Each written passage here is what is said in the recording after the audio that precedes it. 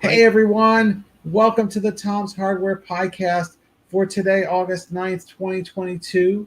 As always, I'm Tom's Hardware Editor-in-Chief, Abram Pilch. I'm joined by Associate Editor Les Pounder, Raspberry Pi expert Ash Hill, and our very special guest, uh, Romilly Cocking, who's here to talk about some of his amazing MicroPython projects with RP2040, particularly with some of the new things that are coming along with Pico W. So thank you so much for joining us. Can you tell the audience a little bit about yourself and what you do with Raspberry Pi? Absolutely. So I've been working with Raspberry Pi computers of one sort or another pretty much since they came out. In fact, I was an enthusiast before they were available because a friend of mine told me about this amazing new planned computer. And in those days, Liz Upton ran the Pi community pretty well single-handed. And she got us all really excited about what was coming along. And then, of course, the Pi launched, and it was an amazing success. But it's interesting for me because I go back, as you can guess, for a long, long way. And I was talking a bit with the others before we got started. I got my first computing job in 1966. And in those days, I worked on an amazing computer called the Atlas, a supercomputer of its day. The Atlas was so powerful that when the first one was turned on, people said the amount of computing power in the UK instantly doubled. And I realized the other day that the Atlas is about the same computing power as the Raspberry Pi Pico. Yeah, so, So the Pico, when it came out, was an absolute temptation. I started playing with it right away, did a lot of stuff with the Pomodoro Pico Explorer base, and that has all kinds of cool things on it, including a display. And I discovered that the Pico was powerful enough that you could do graph plotting on it. Should I show an example? Yeah, please. Yeah. Okay, so whoops. Oh, wrong button. Sorry, I've got 5 different devices here. Okay. Is that visible? Yes. Yes, so, but maybe pull it back a little because I think it'll focus better. Okay. Or I could be wrong. No, you're right. You're right. So I discovered fairly quickly that the Pico is actually powerful enough that you can build a primitive oscilloscope just using a Pico and the ADC, which I think is pretty amazing. I did quite a few things early on when the Pico came out, and then did other stuff for a while. I'm also very interested in artificial intelligence, and so I spent quite a while working with the Jetson family, the Jetson Nano and AGX. But then very recently, the Pico W came out, and suddenly a whole new world opened up. And one of the first projects that I built with that, this is connected to a thing called Cheerlights. And if anyone fancies sending a tweet to Cheerlights with a color in the name, you should see what's on the bar change. Anyone gonna have a go?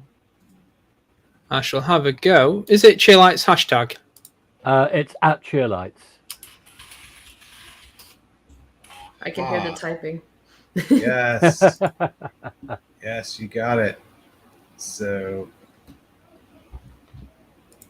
And there you Bingo. are. There you go. Wait for the classic red. So the software that drives that, it's written in MicroPython, but it uses something absolutely amazing called MQTT, which is a really easy library for exchanging messages between things like the Pico and Yep. the internet at large. And I've used that in a lot of the projects I've done. It's very simple to use. It's pretty reliable. Obviously, you don't get the quality of service with the Pico that you would with more sophisticated hardware and software, but it's good enough, the kind of stuff that I want to do. And so MQTT I used for the Cheer Lights project. I've also used it for a little weather station, which just monitors sunlight and temperature, and then shares it on the internet with anyone who's interested in the data. That's been a lot of fun. Should I carry on talking about the projects? Yeah. Listen, I'm curious about the Sunlight project. What we have been talking a bit about using a Pico W for light detection. What are you actually using to detect the sunlight? Oh, it's quite a story there, because what I've always used in the past have been LDR, light dependent resistor cells.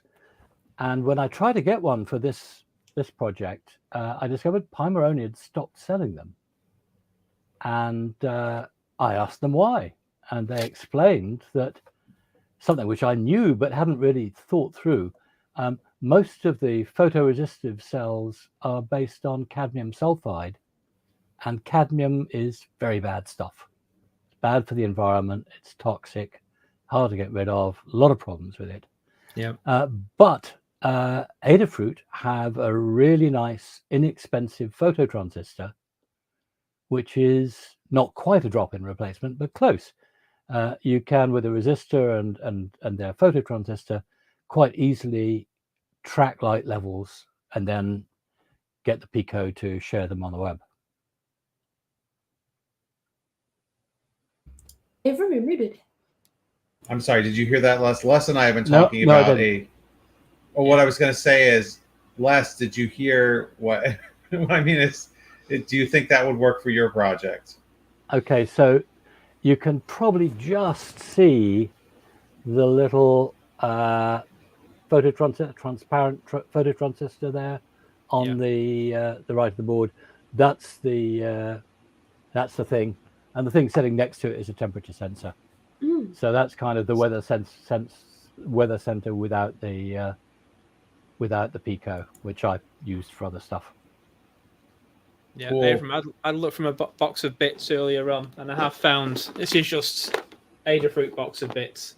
And I have found a compatible one. It uses I2C, but it will do the job. It's not a drop-in replacement, as Romilly said. That's kind of a bit upmarket for the one that I did. I know what you mean.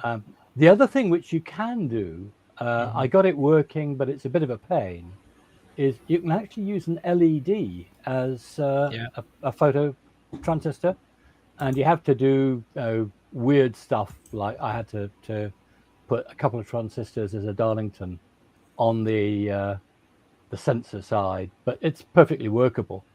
So if you've got stuff like that, if you've got a couple of transistors and an LED in your bits box, you can build a light sensor that way, and it'll work. We have a good question from Tim Ballum in the comments. It says, how about using a Pico W for particulate sensors? Do you know, watch this space. I'm going to be doing 2 or 3 environmental monitoring things over the next few weeks, and one of them is a particulate sensor, because we have a problem where I live, and I'd like to see how bad a problem it is. Absolutely possible. We had Pimaroni on last week, and yep, there we go, Les. He's got it. They have a few boards out that have a couple of sensors just for that sort of thing. You can hang them up around your house, and they're all RP2040 powered. One of those is I hope going to be on its way to me in the next week or so. So cool. We'll have a bit of a race. This arrived this morning. Literally, that was me opening the box. You're ahead. You've won. You've won. Nice. Yeah, Les and I have been talking about how we could actually tell whether a computer was on or off, or rather the screen was on or off, by putting some type of a photo sensor on a computer screen, so you could tell you could get some kind of alert from your Pico W when the computer turns off. We're using an LDR, but obviously with the whole cadmium thing, if you want people to reproduce it, it's not the safest option. So no, right, absolutely makes sense. Yeah, we want to use it for battery tests, like if we're battery testing a notebook, a laptop, or something like that, and it has a screen, then we can, get an alert or something when whatever it is dies, because all of a sudden it won't have any light coming out of the screen. So that sounds a great project. Yeah. So that's our thoughts. So that's really cool that you're doing it. What are some of the things that other things that you're most proud of that you've done with well, Pico? One of them, again, I'll try and do a demo of this. It's going to be a bit more tricky because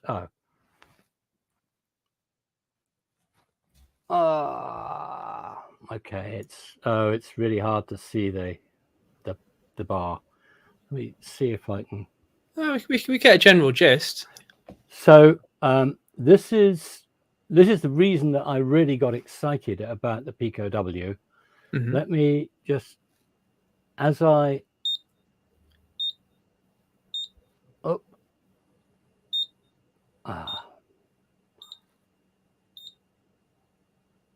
I hear beeps. Okay. Yeah. And it's happening as my hand moves. So this guy is a time of flight sensor. And the board is looking to see, actually normally the board is looking to see, am I at my desk and working? and okay, this is not Big Brother trying to manage me. I use a technique called the Pomodoro technique. Yep. And the Pomodoro technique basically says that if you're doing something creative like writing or coding, it's quite a good idea to take frequent breaks, but it's also a good idea to really focus in between the breaks. So for the Pomodoro technique to work, for you to do a Pomodoro, you need to stay focused at your desk for 25 minutes and then take a 5-minute break.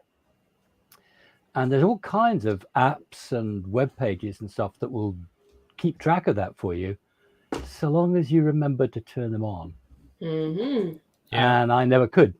So years ago, I started working on something that would Big Brother me, that would keep an eye and actually see, am I at my desk? If I am, I'm working. That's a bit of an assumption, but it's more or less true for me. And am I remembering to take the breaks? And how many times do I complete the Pomodoro cycle? And that started out as a project using an Adafruit feather. And then I moved it to the Raspberry Pi. And then I got the chair I'm sitting in now, and it stopped working. And the reason it stopped working was because all the distances had changed and it wasn't reliably detecting whether I was there. In fact, it thought that I was there when the chair was empty, which would have been great if I'd been being paid on time and materials, but not very good if I'm actually trying to keep track of whether I'm working or not. So I asked on one of the Facebook groups I'm part of if somebody could come up with other suggestions for ways of finding out if there's a human in the chair or not. And they got tons of suggestions. Some I'd tried years ago. I used a pressure sensitive cushion, but that was kind of mad because it was really inconvenient and you had to charge the thing, and that didn't work too well. But somebody said, why not use an infrared sensor? Mm-hmm. And the IR sensors I could find were all analog sensors. There were some quite expensive I2C sensors, but the cheaper ones were analog. So I thought, okay, I'll use a Pico. And luckily, all the code was very easy to move because the Raspberry Pi version used Adafruit Blinker. And Blinker allows you to use CircuitPython stuff on a Raspberry Pi, which is pretty cool. Yep. So I got code working on the Pico fairly quickly, and then discovered the infrared sensor didn't work after all, because the temperature difference when the sun was out was much bigger than the temperature difference when I was in the chair. It just, it didn't do the job. And then I thought, well, why don't I actually just change the threshold distance, which should have been the obvious solution in the first place. And it works fine. But now there's a Pico version. It's quite big at the moment, but I can slim it down dramatically now that I've got something that works. And that's been a lot of fun to do. And again, I'm going to be using MQTT to track the Pomodoros that I do, so that I keep some kind of record of how much work I'm doing each day, which is useful. That is cool. Are you saving it all to a database, or is it just in a text file or something like that? At the moment, it's going off to some host computer, because MQTT doesn't care where it's going to. Yeah. And that's going to go to a SQLite database, I think, because I want to be able to query it and do stuff with the data. That's useful. But that was super. The other thing, which I've had a lot of fun with, which is not a Pico W project particularly, but it's just been really cool. Let me see. Okay. So this is a board that sits underneath a Pico or Pico W. It's based on the Pomodoro breakout board, and it allows me to connect Grove peripherals to the Pico. Awesome. So a lot of people, I think, will have come across the Grove system. It allows you to connect all kinds of stuff to all kinds of computers, but I tend to focus on I2C stuff. And so there's a Grove I2C device. Let me see if I can power that up. Let's not do it too close. There you are. Romilly in stereo. Lovely. So it's a very nice clear screen, that. It's amazing. I started out using an Adafruit screen, which was quite a lot smaller, and it works okay. But the resolution on that little OLED is remarkable, and it does grayscale, and it's been real fun to work with. I intend to use it for things more useful than just showing a picture of me, but it's cool that you can do that. What's doubly interesting is that there's quite a challenge involved in getting an image file onto the Pico that you can easily read with the interface that drives the graphics. And I made a discovery, something I'd never heard of before. There's a whole family of very simple graphics files which can be purely text-based. And so that image is actually quite a large text file, which contains the details of all the RGB pixels. And most of the software that we all use for graphics will handle that file format, even though I'd never come across it before. That's interesting. And it's quite important, because it turns out to be an absolute nightmare trying to get a binary file from a host computer onto a MicroPython chip. Yeah. All of the software that's designed to move things, MP Remote is another tool I really love. MP Remote allows you to run REPL sessions and do all kinds of other stuff, and to move files from your computer to the microbit machine, and so the MicroPython machine and back again. But it doesn't handle binary files. I'm in the process of fixing that, but for now, what you have to do is find a text file that's got the image in, and I think I blogged. I may not have blogged about. If not, I'll blog in the next day or two about the file format and how you use it. Do you use CircuitPython at all? Yes, a lot. I think I mentioned that I used Blinker on the Pi, and I also do a lot of stuff with the Adafruit feathers and feather wings. In fact, something which I don't think we've got time to look at today, but if you ever ask me back, I'd be happy to show you. I've got a whole host of interconnecting devices that mean, for instance, that I can use Grove to drive any of the Adafruit feather wings that are I2C based. Yeah. It's great to be able to interoperate all of this stuff. So I use CircuitPython a lot, love it. MicroPython, pure MicroPython a lot, and also the Pomodoro version that runs on the Explorer base and a lot of their other hardware. Yeah, the Breakout Garden range. Yep. Yeah, yes, that's good. I like how they've also taken on the fact that the Breakout Gardens, there's StemmaQT, there's Grove, but Pomodoro have put StemmaQT on their Breakout Garden boards as well. So you can use them, you can mix and match. I've got a BMA 688 with StemmaQT and Breakout Garden, and it's just handy to put it in, into an Adafruit board with StemmaQT, but into a Pomodoro board. Yeah, with their own. Really easy. Great. Yeah, and you can also get Grove to QT cables. You can indeed. I've got a couple of them. So the whole lot can interoperate. It's just a matter of finding the right drivers. Yeah, I bought into the whole ecosystem very early on last year. When I saw Adafruit using it on their boards quite a lot, and all these sensors were so easy to use, just blitzed a load of boards at once. Yeah, brilliant.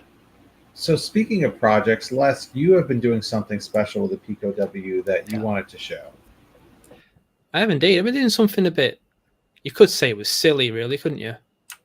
I've been hosting a website on a Pico W. How silly. How brilliant. You really think, as Robin was saying before, computers in 1960 odd were about as powerful as this. And you wouldn't dream of hosting a website on something that old, but this, which, 133 megahertz dual core and 264 kilobytes of SRAM, I've got a very basic website, and I'm going to show you it. And this is where the curse of the live demo is going to kill it, probably.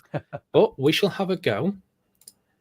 So you'll see on the screen right now, there is Phony running. And the code that's on there now is the code that's running on the Pico, just showing you to the camera. It is running a full website with the but not images. I can't serve images from the Pico. One, because I've only got 2 megabytes of storage on there. But also, I can't find a way to put the images into the code, because when the code is run, the HTML file, index.html, is loaded into RAM. And then it can't reference the file system.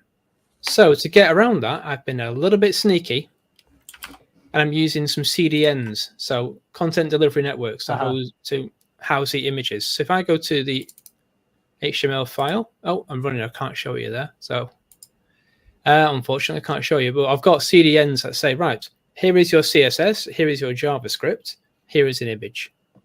And if I just go back to there, you can see in the bottom left, it says Tom's Hardware. That is live.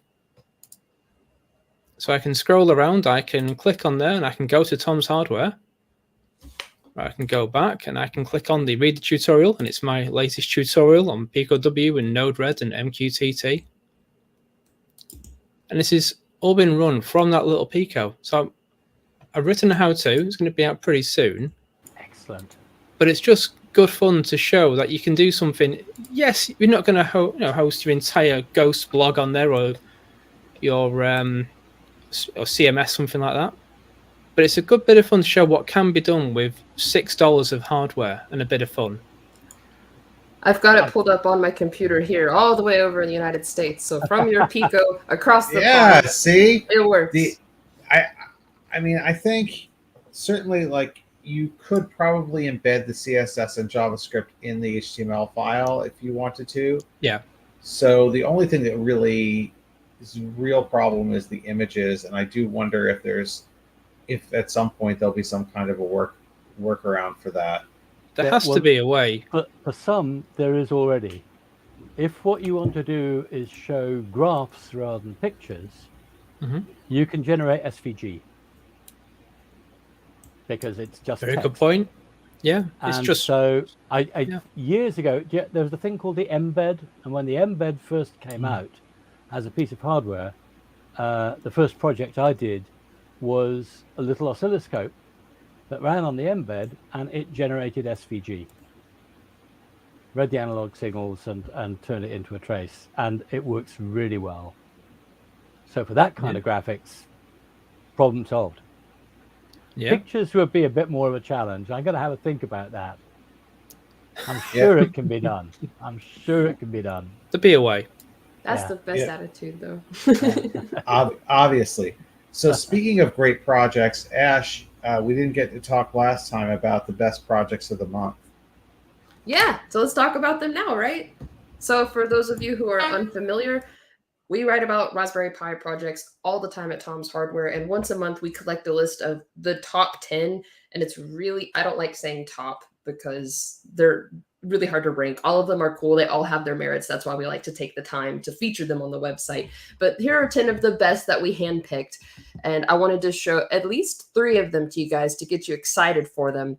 And you can go to tomshardware.com to find the full list at tomshardware.com/features/best Raspberry Pi projects with hyphens in between each word. So let me switch my OBS screen here to my browser window. So this is just for the month of August. You can also check out the previous months because seriously, how can you look at 10 and not want to look at 100 more really cool projects to get inspired? And it goes back for over a year. We've been doing this for a while. But you can find some really cool stuff on here. The first one I want to talk about is this Raspberry Pi Pico smart door lock, and it integrates with Alexa, and it's RP2040 powered, so it doesn't quite use a Pico. I think they're using, an Arduino Nano RP2040 Connect. I think this was made before the Pico W came out. I'm sure if they had known about it, they would have, if they had access to it in time, they probably would have built their project around it. But what I like about it is they took the time to create a custom PCB for this system. And that's just one extra step that people take in their projects that always kind of blows our mind, that they take the time to make something more permanent just for a dedicated project. But it's got a web app, at least there's an Alexa web app, I think, that it integrates with. Definitely want to check that one out. It's really cool because, hey, you can use Raspberry Pi to build the smart home of your dreams, right? And the next one I wanted to show off was this Pico 6502 emulator. It's beautiful. And in the in the sample demo that they have, they're running Load Runner, and they're comparing it to Load Runner running on the Apple II. But going back to what you were saying earlier, Romilly, about old school computing and how the Pico can emulate these older systems, this is just a great example of that concept. And it looks really cool, and you can play with it. Why would you not want to play with it? Look at that. That's beautiful. And then last, well, not really last, but next, well, the one I thought was pretty cool was this Raspberry Pi Pico adapter that someone created that lets you use a USB mouse on a PlayStation 1. Why you would want to do that, I have no idea, but you can, and that's kind of the spirit of Pi projects. You do it because you can, not because you should. Maybe you want to try it out with a shooter or something like that. You can move around with the directions on the mouse as you slide it and click to trigger, I don't know, maybe square, triangle, whatever you need for the game you're playing. But it's really clever to see what people can come up with as far as adapters go with the Pico, because we've seen quite a few. I remember seeing Pico to VGA, and it's just neat how it can be a bridge between old and new hardware to make new systems that you didn't think would ever be created or need to be bridged in the first place. Yeah. But there's tons of other cool ones, more old consoles. I won't get into them, but this Pico GameCube mod chip was pretty cool and definitely worth checking out if you're into GameCube mods. But yeah, go to Tom's Hardware, check out the best projects of the month list for August, get excited about it, and maybe tell us what your favorite one was, because there's a lot of really cool ones to get excited about.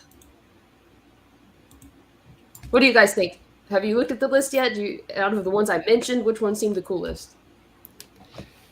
I like the 6502. Yeah, that gets my vote. And yeah, it's very modern computer as far as I'm concerned. But it's yeah. I always love the retro stuff. Yeah, I always love it. Well, I want to thank Romilly for joining us this week, and for all of you who watch and listen. We are here every Tuesday at 7:30 p.m. UK time, 2:30 p.m. US Eastern time, and we're very excited to see you next week. Bye, everyone.